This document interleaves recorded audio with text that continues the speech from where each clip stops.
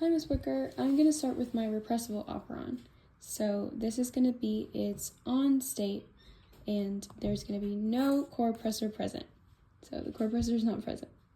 So I have my promoter right here, which is where RNA polymerase can bind, and it's ready to transcribe the operon since the repressor protein is inactive.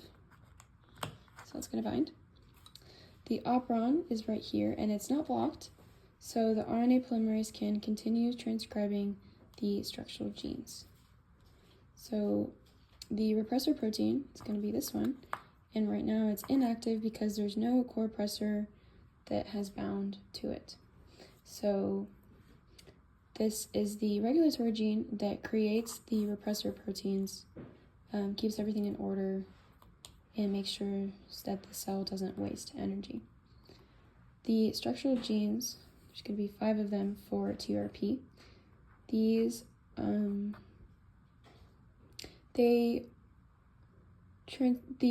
operon on, the RNA polymerase transcribes the structural genes to create mRNA that codes for enzymes used in tryptophan synthesis. So the mRNA is going to be this one right here, and the mRNA is going to be translated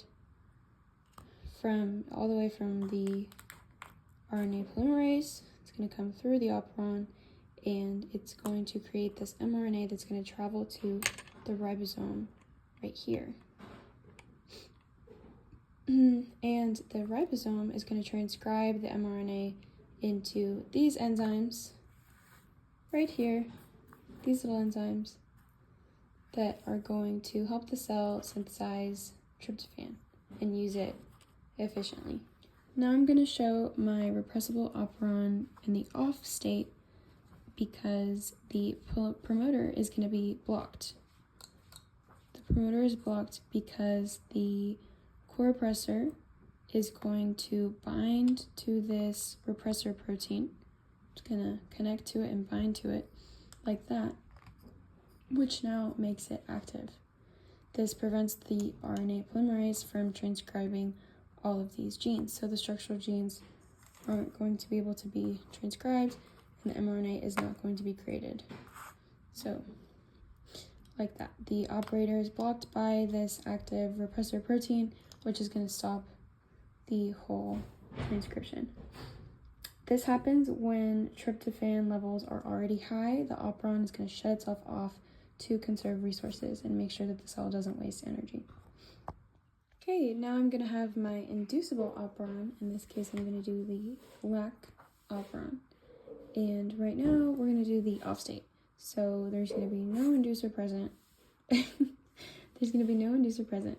And the promoter is right here again. And the RNA polymerase would normally bind on this side to start the transcription, but the operon is currently off. So the operator right here and the repressor protein is going to be actively bound right here. So it would look like this together, and the RNA polymerase can't bind because the operon is currently off. And the RNA polymerase can't transcribe these structural genes right here, like C, like Y, like A, for the lac operon.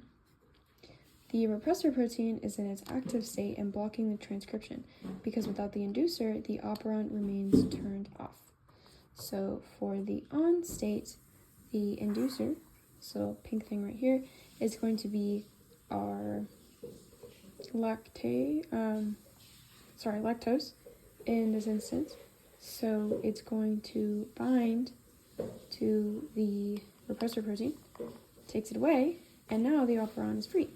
The operon is open, so everything can bind normally, and the RNA polymerase can bind to that promoter now because this is going to let our operon be no longer blocked because the inducer has bound to the repressor like that, and the promoter is now accessible.